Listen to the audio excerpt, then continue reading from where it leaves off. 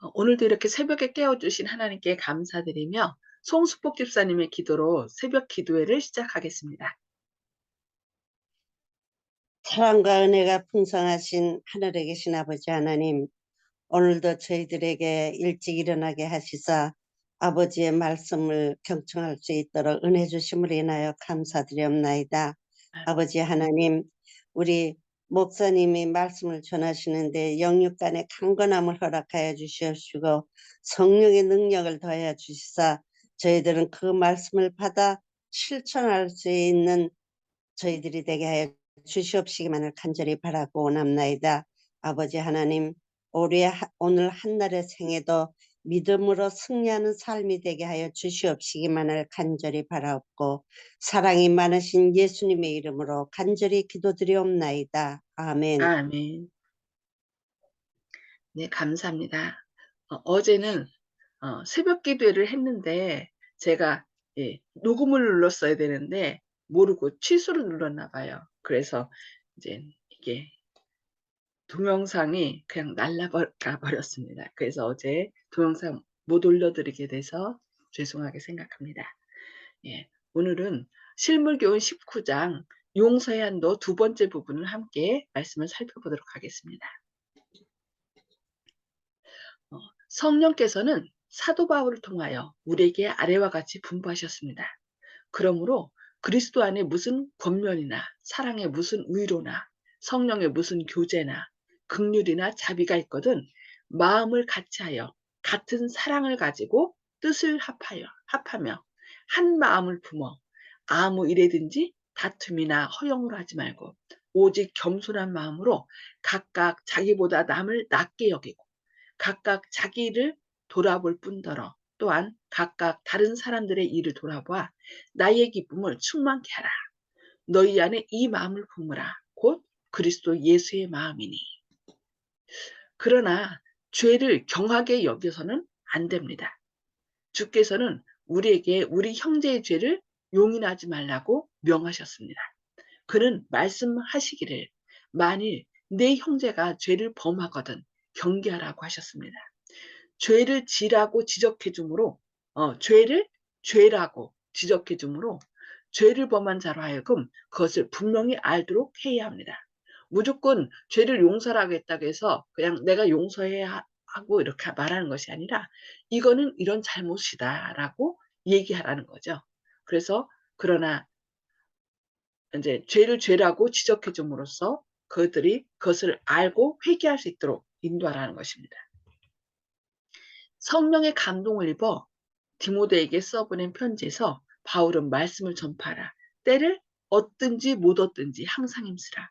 범사의 오래 참음과 가르침으로 경책하며 경계하며 권하라고 했습니다. 또 디도에게 편지하기를 복종치 아니하고 헛된 말을 하며 속이는 자가 많은 중 그러므로 내가 저희를 엄히 꾸짖으라. 이는 저희로 하여금 믿음을 온전케 하려 함이라 그렇게 권면하고 있습니다. 그리스도께서는 다음과 같이 말씀하셨습니다. 네 형제가 죄를 범하거든 가서 너와 그 사람과만 상대하여 권고하라. 만일 들으면 네가 네 형제를 얻은 것이요. 만일 듣지 않거든 한두 사람을 데리고 가서 두세 증인의 입으로 말마다 증참케 하라. 만일 그들의 말도 듣지 않거든 교회의 말하고 교회의 말도 듣지 않거든 이방인과 세리와 같이 여기라.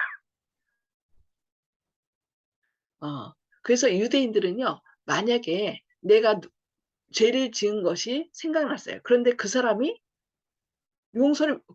용서를 빌지 못했는데 그 사람이 죽었어요. 그럼 어떻게 될까요? 그러면은 증인을, 살아있을 때는 용서를 안 해줘도 증인을 데리고 한 번, 두 번, 세 번까지 가서 얘기한대요. 그리고 만약에 돌아가셨으면은 돌아가신 그 묘에 가서 다른 사람 데리고 가서 얘기를 한대요. 그렇게 해서 이 사람이 그 일에 대하여 회개했다는 것을, 용서를 빌었다는 것을 다른 사람에게 나타내라고 그랬답니다.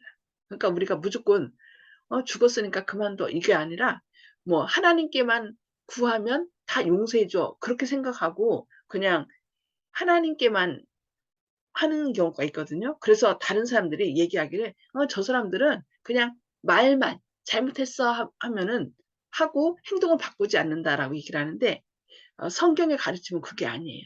분명히 어떻게 있어요? 가서 용서를 빌고 또 잘못했어도 또 내가 용서를 해 주고 그래서 확실하게 자기의 잘못을 이렇게 회개할 것을 얘기하고 있습니다. 우리 주께서는 그리스도인 사이에 생기는 어려운 문제는 교회 내에서 해결하라고 가르치셨습니다. 이러한 어려운 문제를 하나님을 두려워하지 아니하는 불신자들 앞에 내놓지 말아야 합니다. 재판 걸라고 하는 거죠. 만일 한 그리스도인이 자기 믿음의 형제에게 억울한 일을 당했을 때에 법정에서 불신자에게 호소하지 말도록 하라고 얘기하고 있습니다. 그로 그리스도께서 주신 교훈을 따라 행하도록 하라. 스스로 원수를 갚으려고 하는 대신에 그로 하여금 자기의 형제를 구원하려고 힘쓰게 하라고 말합니다. 하나님께서는 당신을 사랑하고 두려워하는 자들의 복리를 보호하여 주십니다. 그러므로 우리는 확신을 가지고 바르게 재판하시는 주께 우리의 사정을 맡길 수 있습니다. 그러니까 우리는 다른 사람 사정을 정확하게 모르잖아요. 그래서 그 사정을 하나님께 아뢰면서 그 사정을 정확하게 알 수 있도록 이해할 수 있도록 해 달라고 우리가 기도를 해야 되겠습니다. 그리고 우리의 사정을 맡길 때 또 사람들의 마음을 어떻게 해요? 예수님께서 감동시켜서 그것을 잘 해결해 줄 수 있도록 하신다는 것입니다. 거듭거듭 죄를 범하는 자가 자기의 죄를 고백할 때에 그 상대자는 진저리가 나서 너무 많이 용서했다고 생각하는 경우가 종종 있습니다. 그러나 구주께서는 우리에게 죄를 짓고 있는 자를 취급하는 방법을 분명하게 말씀해 주셨습니다. 만일 네 형제가 죄를 범하거든 경계하고 회개하거든 용서하라. 범죄한 형제가 그대의 신임을 받을 가치가 없다고 해서 멀리하지 말고 너도 시험을 받을까 두려워하라고 권면하고 있습니다. 만일 어떤 형제가 그대에게 죄를 범하거든 그를 용서해 주어야 합니다. 그 형제가 그대에게 와서 죄를 자복할 때에 그대는 그의 겸비가 너무 부족하다고 생각하거나 그가 진정으로 자복하지 않았다는 생각을 갖지 않도록 하라고 권면하네요. 그대가 사람의 마음속을 훤히 알고 있는 것처럼 그 형제를 판단할 권리를 가졌는가? 우리에게 묻습니다. 하나님의 말씀은 회개하거든 용서하라. 만일 하루 7번이라도 내게 죄를 얻고 7번 내게 돌아와 내가 회개하노라 하거든 너는 용서라고 하셨습니다. 그러니 7번만 용서라는 것이 아니라 70번씩 7번 곧 하나님께서 그대를 사하여 주신 숫자만큼 용서해 주라고 우리에게 권면하고 있습니다. 이거 얘기했죠? 7번씩 70번. 아니 70번씩 7번. 뭐예요? 70일이죠. 이스라엘 백성을 향한 기간. 그것처럼 끊임없이 용서해 주라고 딱 490번만이 아니라 끊임없이 용서해 줄 것을 회개하거든 용서해 줄 것을 우리에게 명하고 있습니다.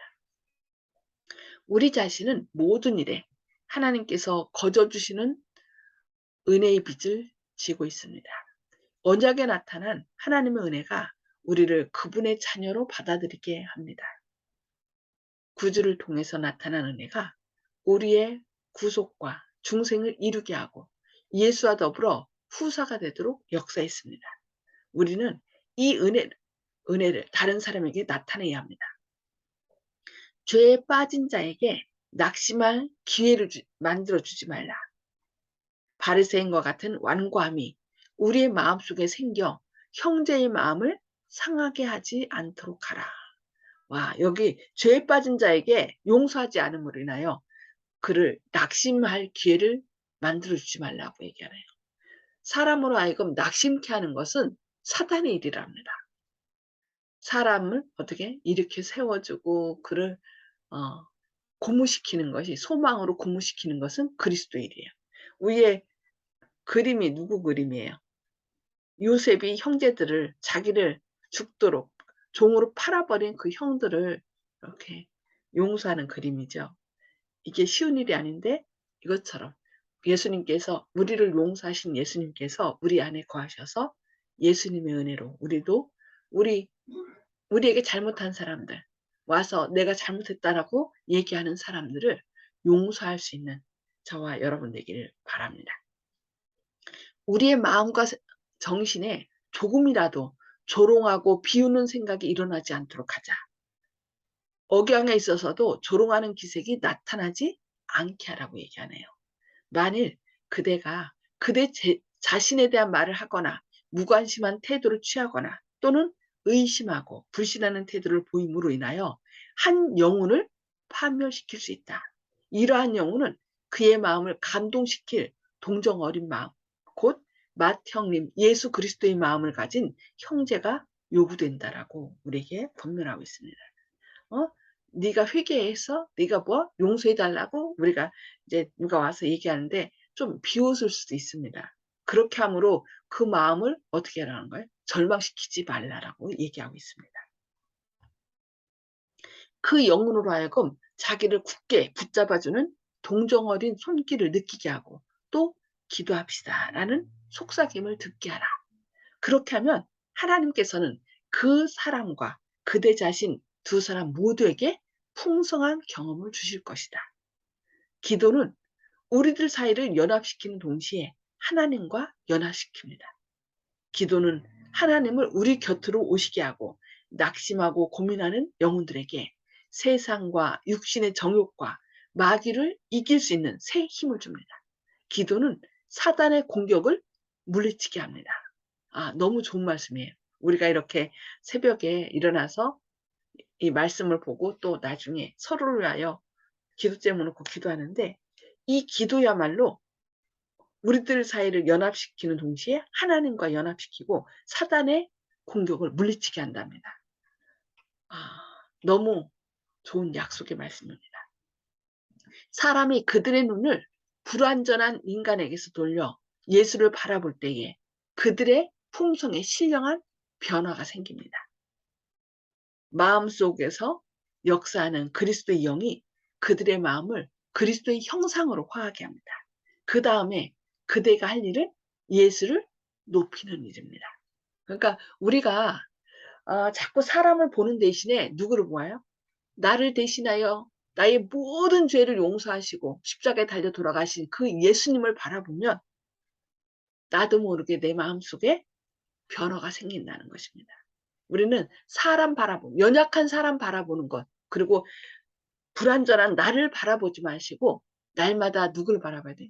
예수를 바라봐야 돼요. 예수만 바라보세. 그래 나오죠. 예수만 바라볼 때 예수님께서 우리 마음속에 역사하셔서 우리를 변화시킨다는 것입니다.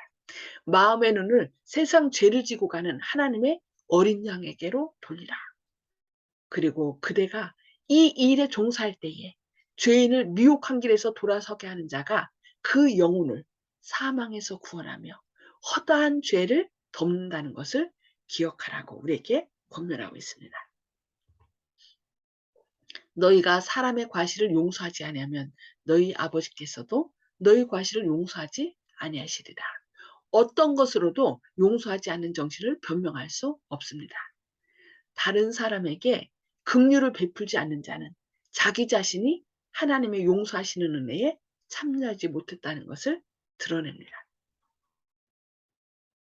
하나님께로부터 오는 용서를 체험하게 되면 죄인의 마음은 무한하신 사랑을 가지신 하나님의 크신 마음에 가까이 끌리게 됩니다. 하나님께로부터 흘러나오는 동식의 조류는 죄인의 심령으로 흘러들어가고 그에게서 다시 다른 사람의 심령으로 흘러들어갑니다. 그리스도께서 당신의 생애를 통해 친히 나타내신 동정과 자비는 또한 그의 은혜를 받은 자들에게도 나타날 것입니다. 이렇게 물이 흘러 바다로 흘러가고 바닷물은 또다시 어떻게 이렇게 증발해서 또 비가 되어서 내려서 또 땅을 적시고 이렇게 계속 대류 현상이 일어나는 거죠. 그런 것처럼 예수님의 사랑도 우리 마음 가운데 흘러서 죄인에게 들어가고 또 죄인이 또 다른 사람에게 또 그 사랑의 마음을 베풀고 이렇게 해서 계속 동정과 자비가 이렇게 역사하는 것을 말씀하고 있습니다. 누구든지 그리스도의 영이 없으면 그리스도의 사람이 아닙니다. 그러한 사람은 하나님께로부터 멀리 떠나 영원히 하나님과 분리되고 맙니다. 그가 비록 한때 죄의 용서를 받은 것이 사실이라 할지라도 그의 각박한 정신은 그가 이제 하나님의 용서하시는 사랑을 거절하고 있다는 것을 보여주고 있습니다. 성령님께서 우리 마음 가운데 함께 하시면 어떻게 해요? 늘 사랑이 풍성해지지만 하나님의 성령의 역사를 거절하게 되면 결국은 어떻게 돼요? 한 번, 두 번 하다 보면 성령을 거역하는 죄. 결국 용서를 거역하는 구원받지 못하는 사람이 된다고 말씀하고 있습니다. 그는 자기 자신을 하나님에게서 분리시켰고 죄사함을 받기 전과 똑같은 형편에 처해 있습니다. 그는 자기의 회개를 부인했고 그의 죄는 마치 그가 회개하지 아니했던 것처럼 그에게 머물러 있습니다. 그러나 이 비유가 주는 가장 큰 교훈은 하나님의 자비와 인간의 몰인정을 대조하는 데서 찾을 수 있습니다. 즉 하나님의 용서하시는 자비가 바로 우리가 남을 용서하는 척도가 되어야 한다는 사실이 있습니다. 그러니까 결국 용서를 받은 사람은 용서를 한다는 것을 우리에게 말씀하고 있습니다. 내가 너를 불쌍히 여김과 같이 너도 내 동관을 불쌍히 여김이 마땅하지 아니하냐. 우리가 남을 용서했기 때문에 용서함을 받는 것이 아니라 우리가 용서받았기 때문에 용서하는 것이라. 이거 우리가 마음속에서 생각해야 돼요. 내가 용서했기 때문에 하나님 용서해 주는 것이 아니라 내가 용서받았기 때문에 남을 용서하는 것입니다. 모든 용서는 공로 없이 베푸시는 하나님의 사랑에 근거를 두고 있습니다. 그러나 다른 사람에 대한 우리의 태도로서 우리가 과연 그 사랑을 내 것으로 삼은 여부를 증거하게 됩니다. 그러므로 그리스도께서 너희의 비판하는 그 비판으로 너희가 비판을 받을 것이요 너희의 헤아리는 그 헤아림으로 너희가 헤아림을 받을 것이니라고 말씀하시는 이 하나님의 권면을 우리가 마음판에 새겨야 되겠습니다. 예, 우리는 하나님의 사랑으로 용서한다는 것을 기억하고 우리 마음속에 온전히 사랑이신 예수님을 성령을 통하여 주인으로 모시는 저와 여러분 되셔서 다른 사람을 용서하는 그런 오늘 하루의 삶이 되시기를 기도합니다. 예, 말씀을 나누는 시간을 갖도록 하겠습니다. 자, 음수거를 다 해제해 주시고요. 예, 오늘 말씀을 통해 깨달은 말씀을 나눠주시기 바랍니다. 네, 송수복 집사님부터 나눠주실까요? 네, 용서라는 것은 참 하나님께서 우리가 받은 용서를 또 다시 사람들에게 용서를 해야 된다고 말씀을 하셨는데 그것이 무한대로 우리가 예수님과 같이 용서하기가 힘들 때가 많은 것 같아요. 그렇죠. 예. 예. 그래서 늘 예수님을 바라보라는 거예요. 예수님이 내 죄를 용서했다는 거. 그걸 생각하면은 그들의 죄는 진짜 아무것도 아니거든요. 그래서 자꾸 내가 예수님 바라보기를 그칠 때 우리가 용서 못하는 것 같아요. 그래서 늘 그 사랑이신 예수님이 우리 마음 가운데 주인으로 임하실 때 우리가 용서할 수 있는 거죠. 그러니까 용서를 할 마음만 가지면 용서는 누가 하시냐면은 예수님이 해 주시는 거예요. 아멘. 네, 감사합니다. 예. 허장로님. 예, 우리 용서를 하고 또 그 사람을 위해서 기도해야 되겠다는데 감동을 받았습니다. 용서를 하고 그 사람에게 다 그 사람이 죄를 짓지 않도록 또 기도를 해야 되겠다는 그런 생각을 가졌어요. 네, 감사합니다. 네, 혹시 이영희 집사님 일어나셨나요? 네, 기도는 하나님과 연합시키고 사단의 공격을 물리치게 한다고 하는 말씀에 감동을 받고 네. 우리가 항시범의 생활을 살아야 되겠다 하는 생각을 했습니다. 예, 결국 그 항시범이 거룩이라는 것이요. 막 그냥 내가 아무것도 안 하고 막 이렇게 그게 아니라 거룩의 실천적인 방법이 바로 항시범이에요. 네. 그렇게 하다 보면 우리 안에 예수님께서 계셔서 우리가 예수님을 닮아가는 거죠. 네, 감사합니다. 네, 조영식 집사님. 예, 예전에 어머니 돌아가시기 전에 어머니께 예수님 사랑을 설명드리면서 우리가 용서하는 것은 내가 뭐 대단해서 그런 것이 아니라 내가 받은 것이 있기 때문에 주님한테 끊임없이 받았고 그 사랑을 받았기 때문에 다른 사람을 용서하는 것이라고 주님을 보고 우리가 용서를 해줄 수밖에 없다고 그렇게 설명해 드린 기억이 납니다. 감사합니다. 아멘. 네, 감사합니다. 네, 윤 장로님. 예, 오늘 전 말씀 가운데서 기도는 예수님을 우리의 곁으로 오시게 한다고 하였고요. 세상과 육신의 정욕과 마귀를 이길 수 있는 새 힘을 준다고 하셨습니다. 그래서 우리가 늘 기도하면서 또 세상을 또 마귀를 육신의 정욕을 이길 수 있는 우리 모두가 됐으면 좋겠습니다. 아멘. 네, 감사합니다. 저는 여기 사람이 그들의 눈을 불완전한 인간에게서 돌려 예수를 바라볼 때에 그들의 품성에 신령한 변화가 생긴다. 마음속에서 역사는 그리스도의 영이 그들의 마음을 그리스도의 형상으로 화하게 한다. 그 다음에 그대가 할 일은 예수를 높이는 일이다.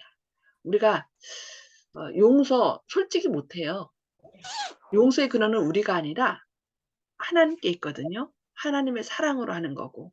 그래서 하나님의 사랑이 나를 죽을 수밖에 없는 나를 용서했다는 그것을 우리가 깊이 묵상할 때 예수를 바라볼 때 그 예수님의 사랑이 용서하게 하는 것입니다.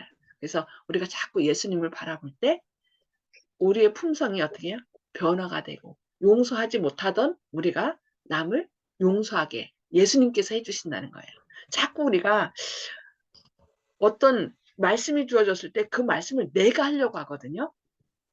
내가 하는 것이 아니라 성령을 통하여 예수님께서 내 안에 계신 예수님께서 우리의 뭐가 된다 했어요? 우리의 지혜와 의로움과 거룩함과 구원함이 되신다고 했어요. 그래서 그 예수님의 계정을 나의 계정으로 삼는 거예요.